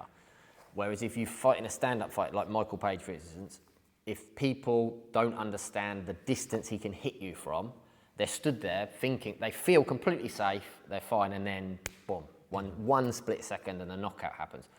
So that's it, it's identifying the points of danger. And I think that's why our style confuses people, because we're a lot more dangerous from a lot further back than people think. Yeah. And they tend to get far. I always do it with pad work. I'm holding the pads for people. If I can hold the pads for you here, but I can still reach your head, there's a big issue. You need to be much, much further back. Okay. Kind of thing. I think that's where the crossover comes in. It's like which points are dangerous and teach them how to identify. Like our senses are meant to identify us when we're in danger, aren't they? Yeah. But if they're not, then you've got an issue. Well, it's like if someone's on my back, it's obvious, right? Yeah. I don't even need to know There's jiu-jitsu. someone on me. Yeah, There's like, danger. But if you're stood where you are, even further, and I'm not aware, I'm all right, I'm fucking safe, right? Yeah. And then you throw a 720 kick and take the teeth out. And that's the safe. Like we're sitting here, one of us gets sniped in the head through the window. We'll be completely unaware until it's too late. Yeah. And that's one of the traps, isn't it? Like, yeah, of course. You can really you can get too close to them and make them feel danger and then pull away. That's where it's the intricacies of it. But because there's so many questions, it's so much fun trying to find the answers to them, I think. Yeah. Well, that's where I wanted to ask you earlier. I forgot. I went on a bit of a tangent, which is what I do. I rant a lot, right? But there's when you spar, because like there's different people that like having a tear up in the gym. I get the sense from you that you probably do more of a educational, playful type spar. Am I right in thinking that? No. So me personally, like if I train at Shoot Fires, Alexis says, like before, I've taken a massive shot. One of the biggest punches I ever took, right? Judo Jimmy Wallhead, right? Okay. I'm sparring him, blah, blah, blah, and he's got this overhand, he sticks his hand and just boom like that, and my head just nearly come off. Like I'm like, boo! I didn't know what had happened, and they were like, stop, stand still. I was like, right, like that. And they were like, you're right, and I was like, yeah, I think so. And then like that, but that's it. I don't mind that at all. Yeah. And my instant reaction, which is, I think most fighters need this instant reaction, is if someone clashes you with a massive shot, it has to enrage you. Yeah. Like you should have this thing in you that person, how dare that person? You want to get it back for sure, right? So that's where it comes out. The fire goes up. But then what you need to do is you need to learn. Okay, if I'm stood in a not a static position, but I've got my shape, I've got my structure, and I'm holding my hands in the right place, but I get hit. I'm now no longer in that structure. I've been hit. I've turned away. If I now launch my shot from here, I don't know where they are. I don't know what else is coming.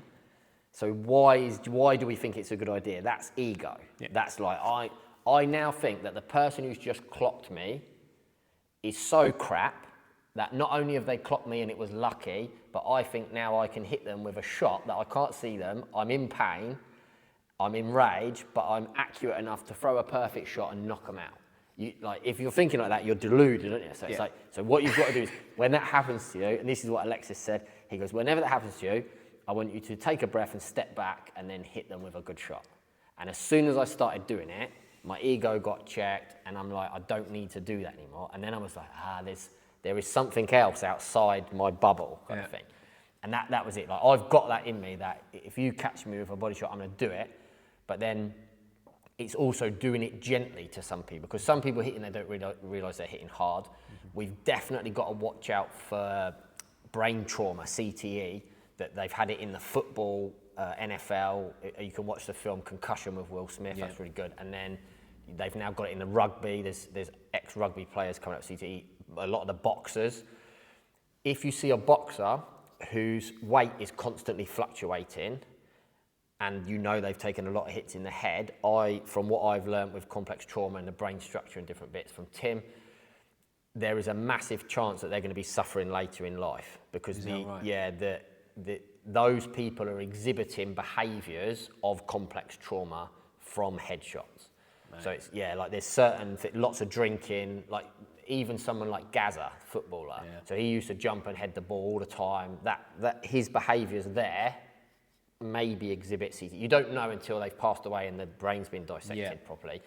But so there's this thing. Then you've got like the kids. I know full well I can spar kids full speed, full power, and not hurt them. Like I can throw my kicks at exactly the same sort of thing, but my targeting, I know where their head is, and I do it all the time, but I also do it for the adults. There's a viral, my first video that ever went viral, I jumped, you know when they were doing that bottle kick challenge, I jump spinning hook kicked off a plastic bottle, I kicked the lid off of it with a jump spinning hook kick, and it didn't have any water in it. So you can imagine how easy it would be to tip over. I think I've seen this. Do you know that? I think I've seen. We'll put this in the link, definitely. We'll get this one in the link for sure. That type of it's like have that control. So yeah, I'm like, you've got to be good to go if you want to be a fighter. But that takes away from playing, the playfulness. Ido talks about all the time. I guess that's what I'm asking, because that's another good point, and maybe we'll come on to that, is that like in this culture lately, in the last few years with the CTE and everything like that, there's a bit of a sort of narrative where sometimes people go, maybe you shouldn't spar hard. If you're going to fight, you've got to spar hard, right? In my opinion. I think you have to. You can't get away from it. No, if you're going to be a fighter, Time and a place, you've got to look after yourself, you've got to be smart, trusted training partners, blah, blah, blah. But you have to me. There's none of this like, we're just playing, we're just because you're going to get in there and the geezer across is going to throw a judo Jimmy fucking overhand. And just take your head off. Do you know what I mean? But what is like a typical, do you do a lot, I'm assuming, maybe a better question on my part, I'm assuming you do a lot of sort of games and playfulness with it. Am I 100%. So we do lots of with people, we'll spar, and we make, that's where points fighting is really good, because you can do it really accurately, you can get lots of experience with it. When you're building up for a proper fight, like what is the point? I know this has happened to people I know. They've gone for a fight for a £10 title belt that you can buy off the internet, and they've come out with, they didn't even win the belt, and they've had their eye socket fractured in 21 places for a £10. What, like if you're going to get to that level, you want to put yourself through that, you should be making money, proper money. And if you're going to be a professional fighter, you need to know before you go and do that every single time you get hit in the head, you're sacrificing years off the end of your life in good health. Your brain cells are getting diminished every single time, and you're going to end up with what looks like Alzheimer's or Parkinson's, like shakes, bad memory.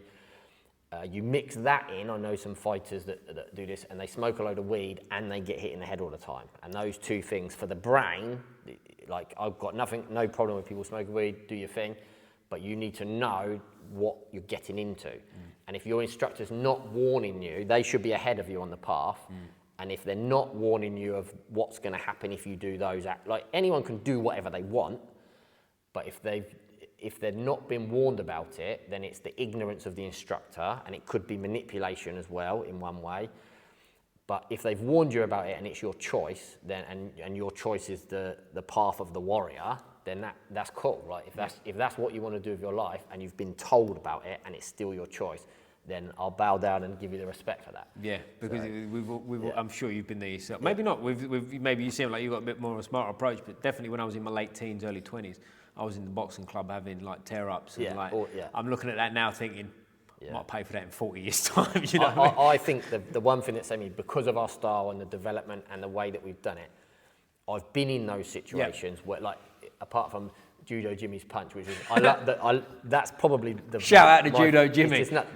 It's my favourite time I ever got punched in the head. Basically, it's one of my best memories. And other than that, I don't really get hit very often because of the way I fight. And so I'll tie people up and be in the right positions. Which again, you can see that with Michael. He's done obviously extensive amounts of MMA fights now. He's been knocked out once.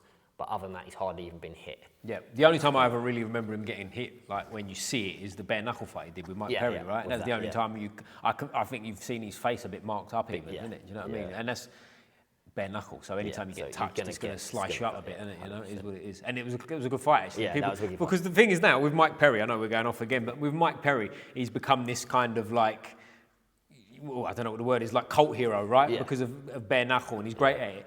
But it was a good fight. That was a close fight. Like, I think people sort of in hindsight, Mike Perry beat him and it was whatever, and he did beat him on points, right? Yeah. Yeah, on the scorecards. On the scorecards, you can rewatch it again. Yeah. We always say the person who won is the person who says the judges. Yeah. The judges are the ones that decide That's it. Yeah. But that's what I'm saying. Like, I've watched it. It was a good fight. I go.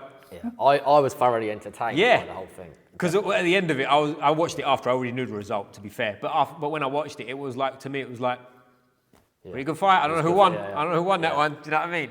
Has he got any? Well, he won't now because he's in UFC. But did he have any more ambitions to fight bare knuckle, Michael, after that? So I spoke about this recently. He was live on TikTok a couple of nights ago, and somebody asked him that question. Is that right? And he said he'd love to do it again, but obviously he's contracted at the moment. So Dana White's like, shut up. Yeah, he wouldn't let him do it unless that shit. Dana White wants to start a bare knuckle thing. That would be cool. Then it might, we might see some fighters in slap fighting soon because, which I'm not a fan of. Are you into the slap fighting? No, you can keep that. You can keep. It's not for me. That's not for me. There's that leg kick one now as well there, where you stand and give it. Literally, I've seen it in a cage. So you just stand. They've got lines on the floor, and you take turns at leg kick. I think they flip a coin to see who gets the first kick, and then you just take turns. It's just like. What people do? Why don't they just fight instead? Yeah. What is that about? It's got to be better fighting, isn't it? Surely. Just it would be more fun. Yeah, and it's. I don't know. Entertainment now has gone a bit strange, isn't it? We live in strange times, my friend. We live in strange times. But if we talk a little bit, sort of, I'm assuming you're a UFC fan, right? Yeah. Yes. I'm not. So I watch some of the fights. Yeah. In terms of like, I watch them. I'm absolutely terrible with the names of all the fighters. All right. But if you show me a picture of him, he fights like this. I know. We'll start with someone whose name you know then, Michael Venom Page, because I'm assuming you know what I'm talking about when I say that one. Yeah. He's had 2 fights in the UFC now, right? 1-on-1 in the UFC. Now, well, before I say anything, you tell me what happened in that second fight, his second fight with Ian Gary. So people don't know, and this is not, I'm not making an excuse at all. I was there for the fight as well. Yeah. The day of the fight, his ankle swelled up massive in the morning, and they were thinking that they were going to have to pull him out of the fight. Why? What happened? They're not sure. So they weren't sure whether it had like a fracture from the training. You know, like through the training camp. Yeah. Things pick up, especially if you side kick and it goes underneath someone's elbow, it's savage. But that his foot was bad, and they were not sure what they were going to do, pulling him out or not. But because that card had so many people pull out, they didn't want to pull him out. Michael would never want to pull out the fight anyway. But they sorted it out, and he made his fight. But if you look at the fight, I think he had ankle supports on both feet, and they normally don't let that happen. Mm-hmm. So because of that, they let him have it anyway. He did the fight. Ian Gary was interesting because he's a smart dude. Throughout the whole press thing, he was like, "I'm going to stand up. I'm going to bang you. Your stand-up's terrible. All this business, giving it the beans." And then, but he didn't want to stand up and fight Michael. And it was exactly the same as what happened with Michael and Paul Daley. Mm-hmm. So Paul Daley was doing press conferences saying, I'm going to hit you with this, I'm going to hit you with that. Which is so bizarre for anyone who hasn't seen that. 2 strikers that go all the time. And Paul Daley's actually criticised people, hasn't he? He said it's not fighting on blah, blah, blah. Yeah. And then he started wrestling. That was bizarre. I was there for that as well. That was a bizarre one. He just tries to get him on the floor and hold him. So right at the beginning of the Ian Gary fight, Ian Gary got his back, and that rear naked choke was in. It was fully in, and somehow Michael got out of it. I don't know how. It was. Then because I was watching it, obviously live. Sorry, just to cut you off there. Was you part of the team? Was you in the corner? No. I was in the stands. Okay. So it was literally just watching, and when he got that, I thought that's in. Like he's fully in, because as an experienced fighter, you know when that's. And it's how difficult it is to get there. He got out anyway, he got back up. Ian Gary won the first round. I think Michael won the second round, striking-wise, and then the third round, I think, was a draw. Mm-hmm. You can play with that. Even Dana White said that it was a draw. However, the judges said Ian Gary won, so Ian Gary won. Yep. Ian Gary's technical game plan is what everyone's now going to try to do to Michael, because they saw what happened with Paul Daley, and it worked in some ways. He wanted to try to wrestle him. Paul Daley's wrestling wasn't quite up to scratch, so Michael was able to get back up and do a few bits. But then Michael fought another wrestler in Bellator. I think, is it Stawley? I think his name was. Not sure. But he wrestled Michael, and it basically got him against the cage, and it was a bit like Khabib, where he's holding his legs, both legs together, tighten them up, was trying to get a triangle on the legs, but held him against the cage. But he couldn't progress anything, because if he opened his arms, Michael's back up. Yep. So the fight was just boring to watch. The Ian Gary fight wasn't very boring. It was quite a bit there. They got some. But he's subbed people as well before, anyway. Leg locks, all sorts. Michael Venom Page. Yeah, he's not a novice on the ground by any means. What he's said recently is that he's going to take a bit of time to make some corrections, which is what he always does. He reflects on it and makes the corrections. And I think on the next sort of few fights, you're going to see a very different Michael Page in terms of not the entertainment value, not the way he fights, but his ability and his choice making. He said he made some mistakes during that fight.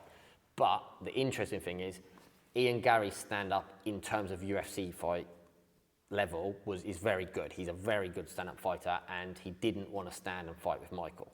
So what does that tell everybody about the level of it? Like, he's so difficult to fight against because of that distance. They're in danger and they don't know they're in danger, basically. Well, there's so many things I look at that. Firstly, with the fight itself, I agree with that, the way you assessed it. Like, first round was definitely Gary's, second round was definitely Page's, and the third round was whatever. You can understand. But it was definitely like, it definitely looked like a striker versus a grappler, right? It definitely looked like he's got no prayer against him grappling, he's got no prayer against him striking. I'll come back to that in a sec, because I've got a few things. Like, I didn't know he was injured, you just told me, right? But it was like, that was my view on it. I looked at it like, was there something up with him? Because his grappling was, I don't want to criticise, say it was so bad, but it was like, it just looked like there was something, he didn't have anything to give. Do you know what I mean? Like, there was something off with it, was what I thought with it. And like with Ian Gary, with the wind-ups and all that before, and he was quite cool, Michael Venom Page, wasn't he? I just felt like it was going to be, when you saw him in the second round start picking it up and going on the feet, I thought, here we go, this is going to be, because, you know, nothing against Ian Gary, but he's quite hard to like, I think, isn't he? Do you know what I mean? I find his personality, there's something that's a bit like, I think you're a really, really, really good fighter, but it's like, he keeps talking too much for me, but, you know, I'm sure he's bothered what I say, right? Shout out Ian Gary, will get you on a squeeze the neck one day.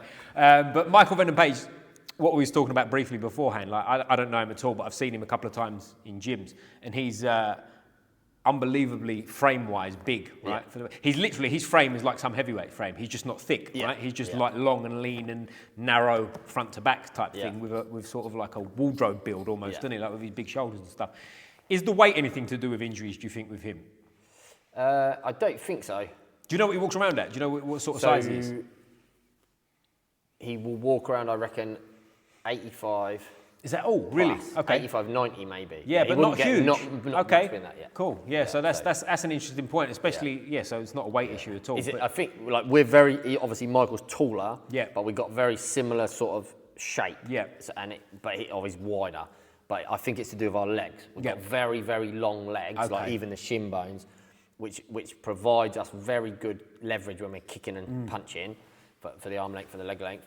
But the actual weight of our legs is probably not much. Because like my ankles are like probably as thick as my wrists are. So your ankles are much thicker than his, I think, from what you see on TV, right? But the reason I say about the size of him being like frame-wise, like heavyweight, is like a bit like what you said with the distance. Like, he's probably so far away from people in there. Like, Ian Gary is a good striker, right? But like, he's so far away from him in terms of what he thinks is safe and what isn't. Because the second round it looked like a golfing class to me, right? When you was live there, did it feel that way? Yeah, 100%. Yeah. It was just, you could see, because I know what distance Michael can hit from, and I'm like, he's close enough to hit him. I think because of the ankle, I don't know whether it's front or back one, he couldn't push properly. Right. Because of his style, he pushes to cover the distance, so that it wasn't quite there. But he managed to hit Ian Gary quite a few times. Give Ian Gary his dues as well. He took those shots. Yeah. I don't think they were as hard as Michael would normally deliver them. Right. Because he'd need to be... Makes sense if he's not springing off that ankle, right? It's common sense. And I know a little bit about ankles. I had ankle surgery when I was 17. So it was I know what a fucking disaster that is. Yeah, and it's because you can do things, but you can't do what you want to do. And it's like a whole fucking to-do. But anyway, so one thing I want to ask you about, and it'd be interesting coming from a point-scoring background and stuff, is how they score MMA. So I've said this before, and people, different opinions, whatever. But I think the scoring system's broken, right? I think you shouldn't be a 10-9 system. I personally think they shouldn't score it on points at all. It should be a judge's decision. Yeah. So they just choose who won. Yeah. So as in, like, if me and you watch a fight with an educated eye, we'll have a good idea of who won, right? Yeah. There'll be close fights, and there'll be some fights where we don't need to score it. We just go, fighter in the blue corner won, fighter in the red corner won. Yeah. Before we get too deep, firstly, what do you think of that, or am I just I think crazy? You're in the right ballpark, because a fight, if you control someone in a fight, you're not controlling them. Yep. You're subduing them, you're holding them. You're not fighting them, sorry. So you are controlling them, obviously, but you're not fighting them. The fight should be the person with the intent to win. And if neither people win, then you have to go, well, who's done the most damage? Mm-hmm. And if you there's a big difference. You can say, well, some people get cut really easily, but then that's unlucky for them. Yeah, right. Like that's the point. And there's levels of damage too. Yeah. If I punch you and cut you, you punch me and rock me. Yeah. Yeah. Do you know what I mean? This way, and that's it. Like you can pretty much tell at the end of a fight when the person that won the fight on a decision is smashed to pieces, and they're going to be drinking soup for the next 3 weeks because I've had this where your jaw's killing you and stuff, and it's like that person obviously lost the fight. Yeah. But then it's like strategically on the cards, that's how you get the win. And then it's playing the game. So it's the rule set. Is a takedown, because a takedown on mats, if you took someone down on concrete, big difference. You take someone down on mats, not so bad necessarily. But it needs to be looked at, I think, as well. Because it's case by case too. It's like you say, if you say, oh, I took you down.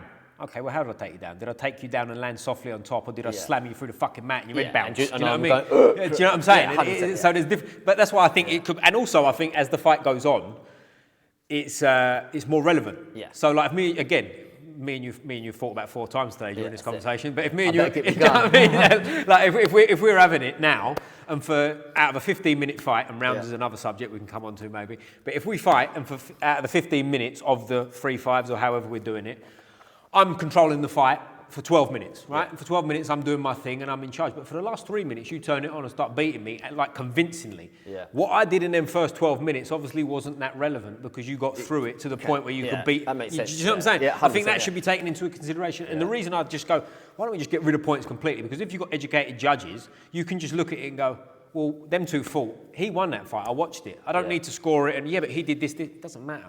I saw who won the fight. That's kind of where I'm at with it. If we flip it back to the points fight stuff, so in the points fighting, the judges are generally ex-points fighters that are much, much older, but the sport has moved on and it's developed so quickly, same as MMA, it's changing at an astonishing rate. The judges for points fighting now, if you've got a points fighting world title fight between the top fighters, that is the only people that could probably judge it properly are the other fighters at that level. So you'd have to swap, and you'd have to have 3 of them judging. And they're going to be biased anyway, aren't they? Because and that's because people don't see what's actually going on in the fight half the time. No. Like, how many times have you seen it where someone's holding the cage to stop a takedown, and the ref, no one sees it, the ref doesn't see it. You can see it because you're watching it separately. If you know what to look for, or like people hooking their gloves. All that. Yeah, but I think it's a valid point. I think. The way you said about it, take the point scoring system away and watch and just judge who won. Yeah. And what really validated me, I keep mentioning it in here, but shout out to Entity Grappling. I was at a grappling competition where it was 5-minute rounds, and I know it's only grappling and it is only 5 minutes. It does make it a little bit easier, but they were having 5-minute rounds, no points, no nothing. It was either sub or at the end the ref went, "You won." Boom. Yeah. And I just thought, this is the way forward, man. This is the way you should score all fights. You know what I mean? I mean, point scoring and boxing a bit different because there's more. I don't want to say a game like it's not a fight, it's a fight, obviously, but there's game elements to it. You know what I mean? Tactics, more different little pieces and bits and bobs to look out for. So that's a bit different. But grappling, MMA, just fucking see who won to me. Yeah. But I'm ranting again, guys, anyway. No, is there any fights coming up that you're sort of like into, that wet your whistle? I would like to wipe the Jake Paul versus Mike Tyson fight off the face of the planet. Okay. Like, don't get me wrong, entertainment value, who knows what could happen in that fight. I'd love Mike to knock him dead. Yeah, I would, 100% I would as well. What we've got to remember is, right, so Jake Paul, he's getting bigger and bigger and bigger. Whether he's been on some gear or something, we don't know. No, he has been. Come on, let's be real. Let's not be politics. Like, if he wants to admit stuff, that's cool. But, like, so if we sort of speculate people being on gear, the age, what we talked about earlier, right? If you can get your life out of your way, you could get better at jiu-jitsu, at kickboxing, at boxing. Boxing is much easier because it's less dimensions. Yeah. So boxing, I'm not saying that there's nothing there. It's an amazing art of boxing. And at the highest level, the skill level of the intricacies of what you can do is amazing.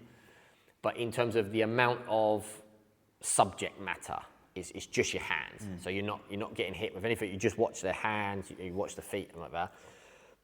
So that, if you've got £1 million in the bank and you don't have to work and you grew up in the entertainment industry and you're making millions of pounds a year off of your YouTube channels and things like that, you're getting in the best boxing coaches. They're athletic, it's Jake and Logan, they're athletic anyway. They're going to be getting better and better and better every day. Give them their dues. They work hard.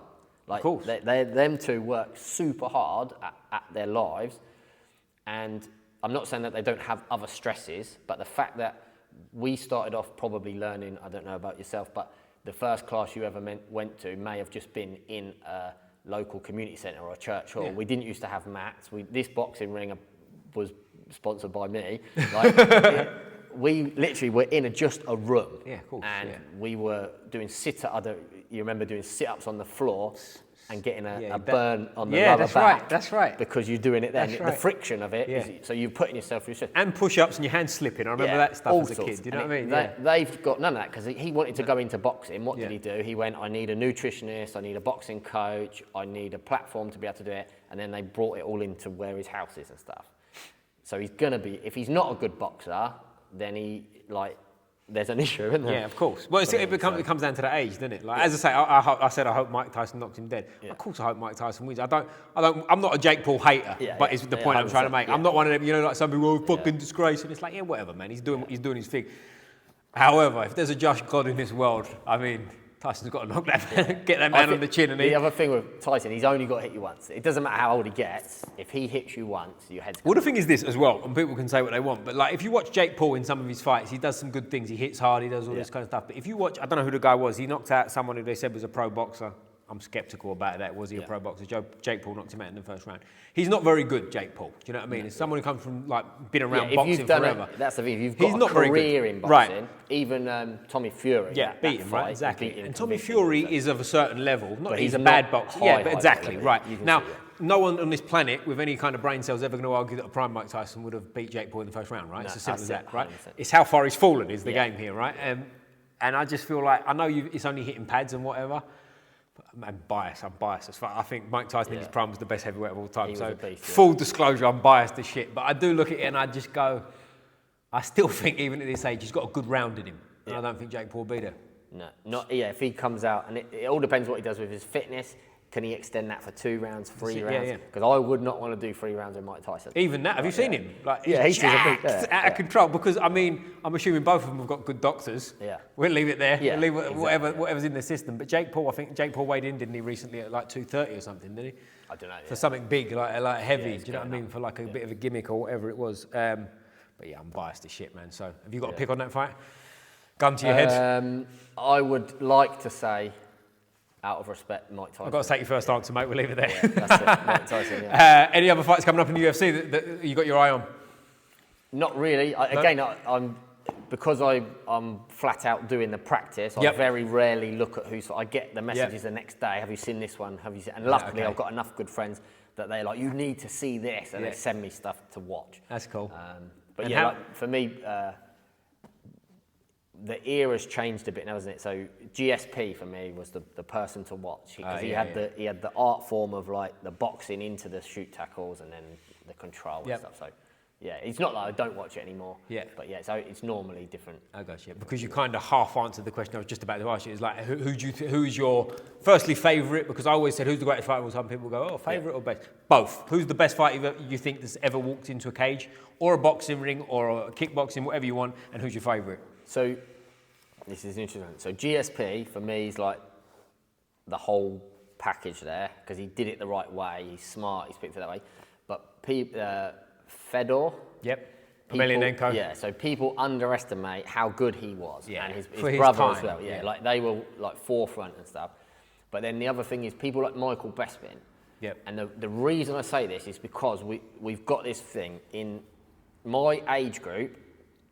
The parents. There was a huge influx after Arnold Schwarzenegger. So we had like Steve McQueen used to be like the icon. Everyone was like, "Oh, drive this car, do this," and he was like a dancer. He could move around. You're not that old, bro. Yeah, but that's what I mean. Don't say we had. That was beforehand. Yeah, so Steve McQueen's not even my era. But then it changed from Fred Astaire, Frank Sinatra, Steve, all these people that were on stage dancing, making jokes, being personable. Then we had Arnold Schwarzenegger come along, and everyone wanted to be massive. Sylvester Stallone, and then it got bigger. All them guys. Then my age group, there was a huge influx in steroids. It just went ballistic, and it's cheating. Like, it is cheating. If you're going to be in a competitive sport and you're on steroids, then you are cheating. However, it's in the Olympics, it's in martial arts. Every sport. It's in everything. And then the people that are in there that are winning everything, for the other people to be able to beat them, they've all got to make a choice. Do you go on it, or do you go in there and you're at a massive disadvantage? It is still cheating. However, then what happened was, and this is a bit of a long explanation, our age group, as in when I say our age, I mean my age group, they had all these kids that got shown it's okay to cheat. Right. And that's now playing out in relationships, it's playing out on computer games. Oh, okay. If you see the huge amount of cheaters in online computer games, and they have massive competitions, like Call of Duty games and different things, Fortnite, where people can download hacks and buy little gadgets that plug into because I was about to say, how the fuck do people cheat online? Literally, they got things that plug in, but it's this cheating thing that goes through. Some people say if you're not cheating, you ain't trying. Yeah. So what are you willing to do to win? But what I always say is there's the crux of it. If you're taking these other things that supplement, and that's why they call them supplements, because it's supplementary to who you are. Mm-hmm. Did you even win it?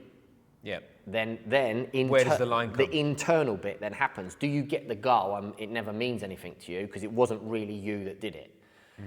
Whereas if you do it the right way and you go through it, and there's a couple of people out there, I don't even know whether any of these other people have been on stories, but say like George St. Pierre, Michael Bestford, they portray themselves a certain way, don't they, to the public? They're not like mouthing off all the time. Like, don't get me wrong, they can mouth off to people, but they're just, Sean Strickland's another one where it's kind of like they're just being themselves, doing their thing, and then you've got like Conor McGregor on the other side of it, punching an old man in a bar in thingy. And I'm not saying like I don't know what he's got going on in his life. I'm not even going to comment whether it's a positive or a negative thing. But the behaviours of the UFC fighters and the behaviours of the famous people on the planet is having a detrimental effect on the youth. And as you can see with the youth coming through now, I don't know if you've taught any classes with kids, most of them can't hang off of a bar because their grip strength's not good enough. They can't do a push-up, they can't do sit-ups, and they can't run for more than a couple of minutes without stopping. Mm-hmm. And we're creating this kind of like culture. I think it's creating a detrimental gap in society. And what happens in these gaps that we talked about earlier, like the spaces in between things, they get filled in by our imagination, but we can fill them in the wrong way, can't we? Yeah, you can make them up. Yeah, you see what you want to see a lot of the time as well, don't you? 100%. And this is a good point. We might go deep here, guys. Yeah. But I don't know. You're aware of who Roy Jones is, right? Yeah. One of the best boxers of all time. And he said something interesting about when he was training, when he was at his peak. How, I'm going to try and word it right, and if I'm wrong, someone help me out, but it was like something along the lines of he didn't see himself as doing anything. He saw himself, he's very religious, he saw himself as he was just an instrument that God played his tunes through. Yeah. We don't have to get religious, I'm not talking from a religious point of view, but are you one of them that feels sort of like when you're training, there's something, it happens to you versus you're pulling all the levers? When it starts off, it's happening to you because of your environment. You've gone to a class, you've done this, but once you learn to practice, it has intention. Yep. And you can say, I managed to do what I did because of a greater force than myself. Yep. What we're going to call it God, whether you call it Allah, whatever, yeah? If it's greater than you, it isn't you, and you're bypassing something. And you're bypassing yourself. People do spiritual bypassing. They do trauma bypassing. They do intellectual bypassing. The fact of the matter is, if you want to do anything in your own life, first of all, you need to be accountable for your own actions. And secondly, once you've become accountable for your own actions, what do you intend those actions to cause around you? And then if you can put that into your training, like I know I need to be faster. So do speed training, do it properly, really pay attention to what you're doing. Then you end up with the thing that you can replicate it. And nature tends to learn, like the process of nature or evolution is about replication, isn't it? Plants replicate themselves to carry things on. Humans replicate themselves to carry on. If we keep replicating shitty people, we're going to multiply shitty people, and we're going to end up with what we've got at the moment. And it's got to flip somewhere. Yeah. And the good news is, just a little bit, in the right direction makes a massive, it outweighs a lot of the bad things. But what my thing with it is, it doesn't matter what we've done in the past, it matters who we choose now. And if we turn around and say, well, it's above us, then we're lacking responsibility. However, we have this ability that if we've done the practice properly, we can get into this sort of flow state. And probably that is, like, I don't even like the term. Flow state is just, you've got it patterned so well in your brain that it's gone into your nervous system, it's become part of your limbic system. So why do people punch with a perfect punch instead of just swinging a punch? Because they've done it enough times that the limbic system has taken it on board, and now it can articulate it the right amount of times. If you can get to that point, then it does it itself. And it's what Bruce Lee, I think, said years and years ago as well, probably before Roy Jones. He said, I don't hit, it hits. Yeah. And I think that's the same topic, maybe, that he's talking about. Yeah. That's a great answer, mate, because a lot of people give a short answer of like, Do you know what I mean? I get that one sometimes. You go, all right, man, cool, I'll take it from me. I do a lot of thinking. That was, you're a thinker. I think all the time. And to be honest with you, I feel like we could probably sit here all day until it goes dark outside. So maybe we'll get a part 2 in at some point, mate. And I definitely want to get down and train with you. And we'll speak a little bit off camera, I think, about some things or whatever. Before we finish up, mate, I always have a bit of fun with people. It's always interesting, this part of the world, because there's not a big one round here. Maybe there is nowadays, but we'll get into that. I always ask people what football team they support, and there is a wrong and right answer to this. So at the moment, since I was probably a little kid, I haven't really followed football at all. So I'm not a big football fan. I'm much more of a fight fan. But back in the day, and this will probably get me in trouble with some people, I used to support Arsenal. It was when Ian Wright used to play and David Seaman was in goal. That's how long ago it was. Back in the day when I was a little kid then. Why Arsenal? I think just probably the people I hung around with support. Oh, is that right? Your old man's not a football fan? No, I've literally never really been. Same thing, like we never played football as kids. But I played rugby a little bit, which is a bit more out there. But yeah, for some reason, there's something.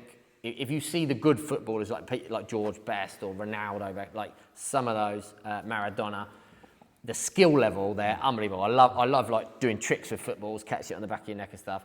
But in terms of actually playing football, I'd probably score an own goal. Right? So there you go.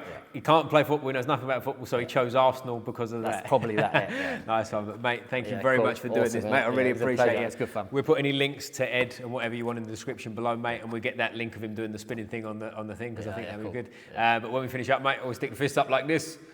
Squeeze the neck. Boom!